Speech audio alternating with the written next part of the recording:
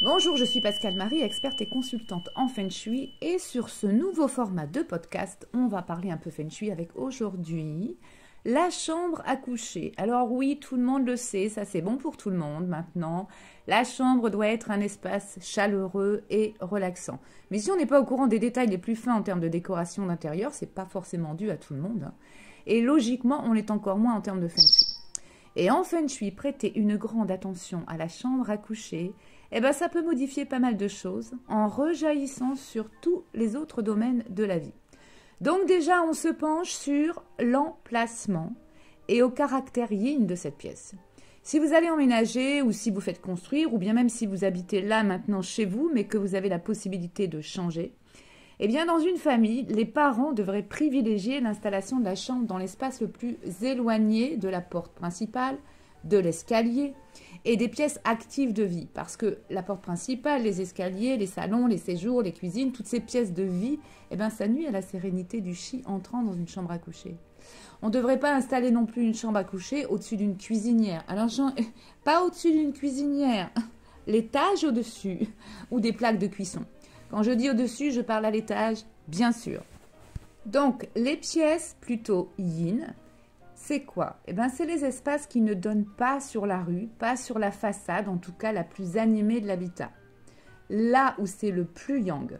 Donc, ce sont des espaces qui sont plutôt favorables à des enfants, aux adolescents, bien que ça, c'est encore quelque chose en termes de Feng Shui, lorsqu'on fait une expertise par exemple, à être en réflexion.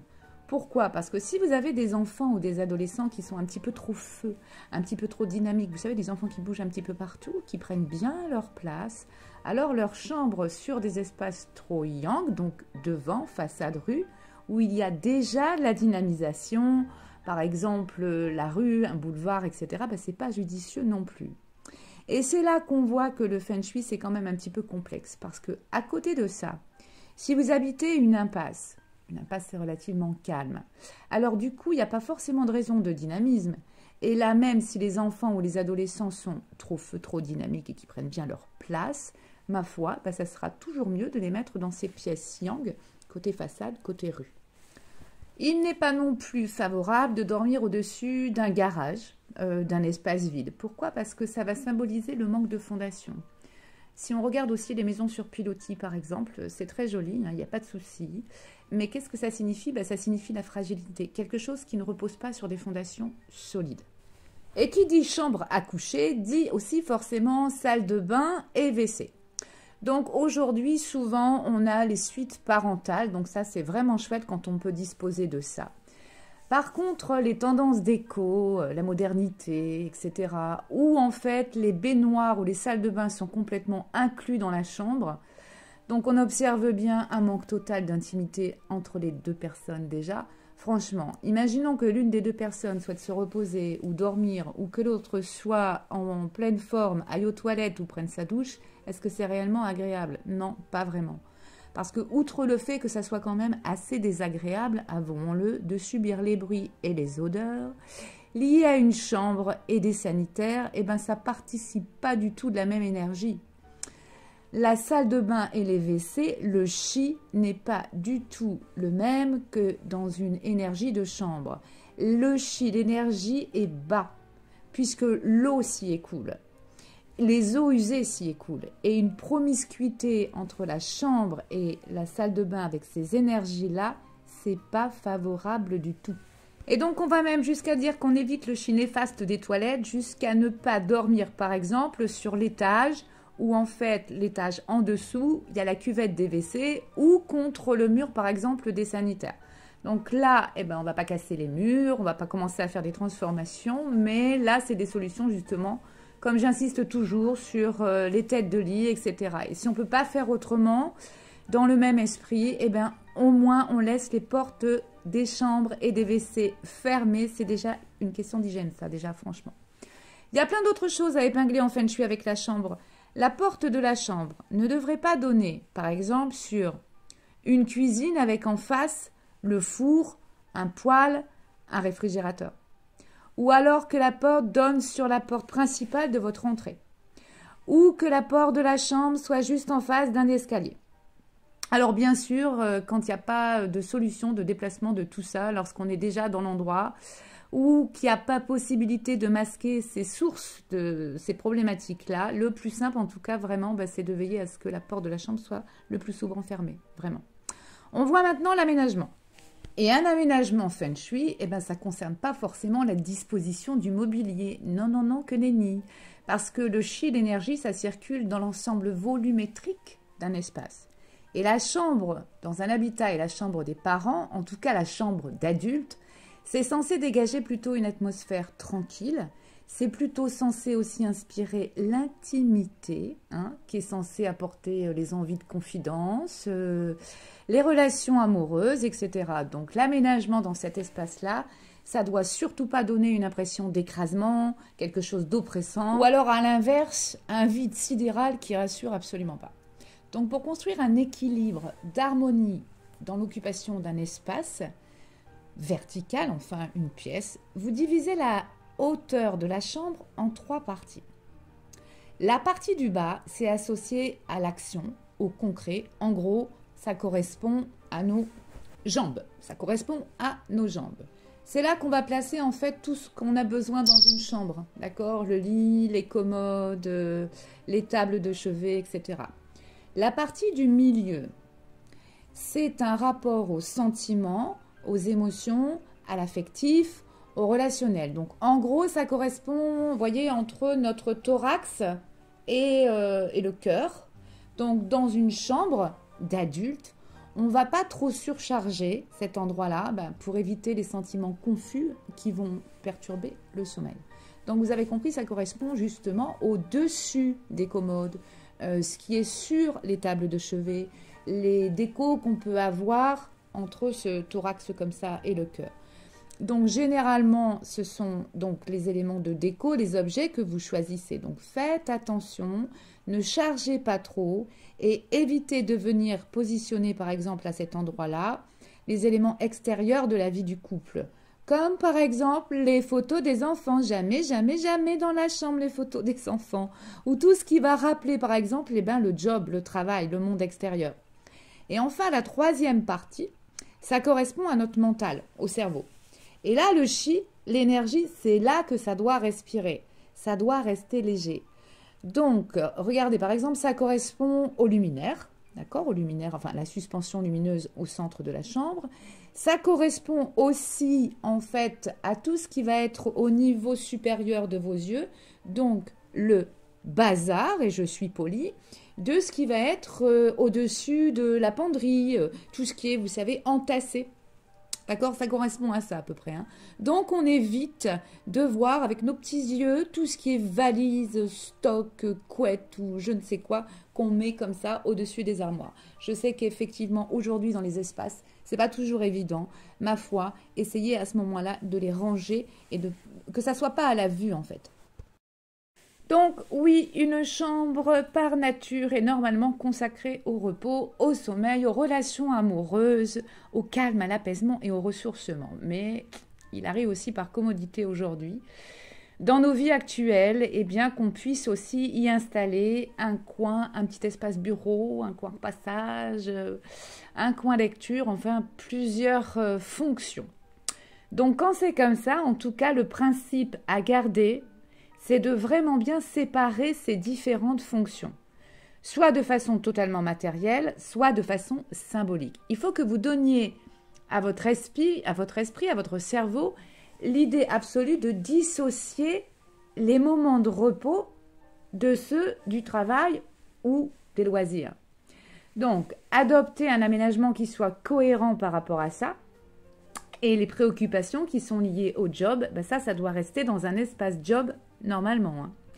Donc ça peut se faire de différentes manières. Par exemple, un meuble bas, d'une certaine manière au niveau du placement. On peut créer aussi des séparations par des rythmes de peinture, de papier peint, des tapis. Voilà, on peut organiser une chambre en séparant bien les fonctions, les espaces et les fonctions. Donc, bien sûr, ça c'est forcément bienvenu et moi je vous engage vraiment à faire ça parce que sinon, votre cerveau et votre esprit, il ne fait pas la différence avec tout ça et forcément, c'est des émotions qui viennent se rajouter au stress déjà ambiant à l'extérieur.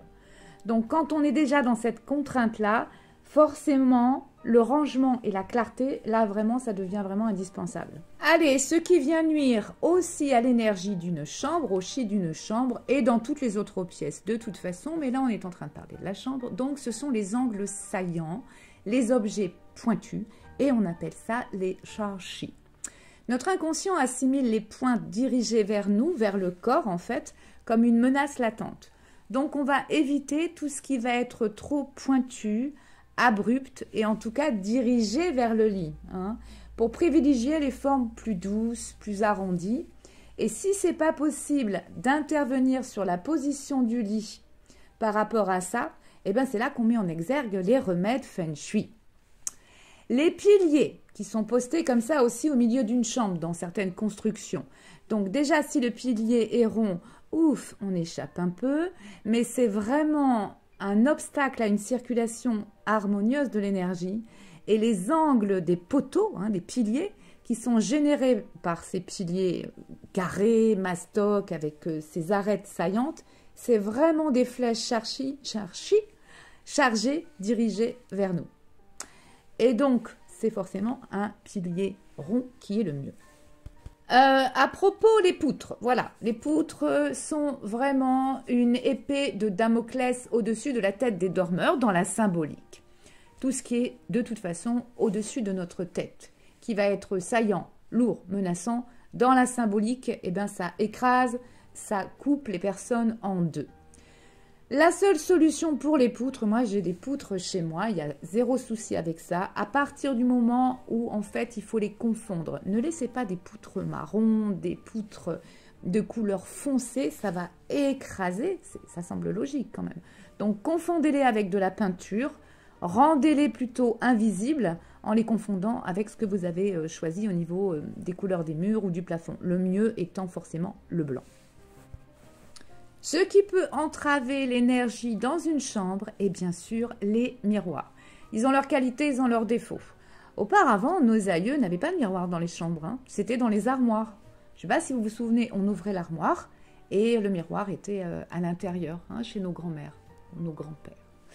Aujourd'hui, ils sont utilisés pour agrandir, recréer des espaces tronqués, mais les miroirs, ça permet de donner une impression d'abondance aussi, par leur faculté à doubler en fait.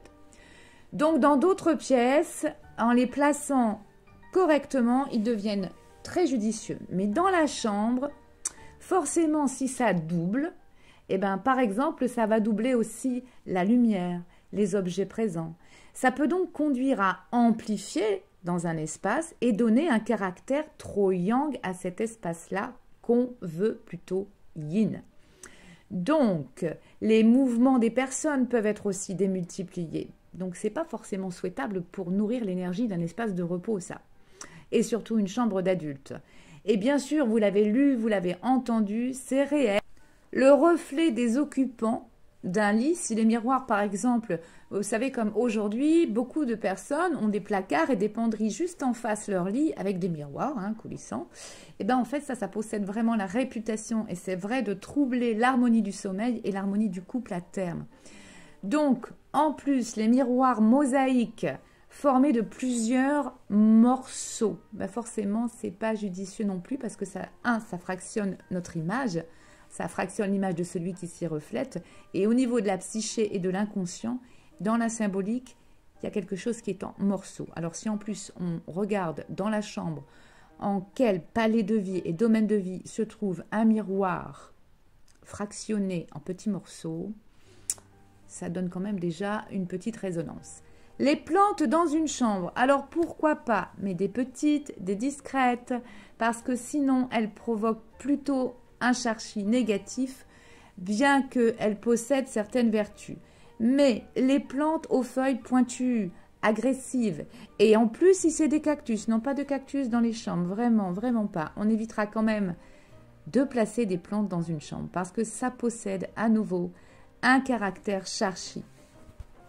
Donc, nous envisageons aussi de purifier énergétiquement cet endroit, comme tous les endroits de la maison, hein, du reste. Mais La chambre en particulier, nos bonheurs, nos joies, nos peines, nos souffrances, nos colères, nos pensées négatives, nos rancœurs remplissent petit à petit nos espaces. Les murs, les habitants et tout ça, ça amoindrit le chi et l'énergie. Et donc dans une chambre à coucher, c'est vrai que ça peut faire quelque chose d'assez négatif qui vient se rajouter.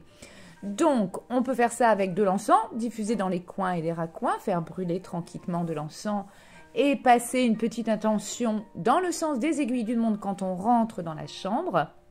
Une petite intention du style que les énergies négatives emmagasinées se transforment ou se transmutent en énergie positive. C'est quelque chose qui peut se faire.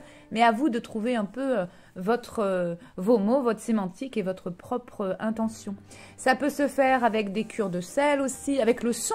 Le son des clochettes, le son des claquements de mains, hein, tout simplement. Hein. Imaginons qu'en fait, un couple se soit disputé, chafouiné dans la chambre. Eh bien, c'est engageant de purifier derrière tout ça, de faire une purification énergétique. C'est comme si, en fait, en faisant ça, on signe, on fait une signature concrète de la fin d'un épisode et qu'on passe à autre chose avec un esprit apaisé.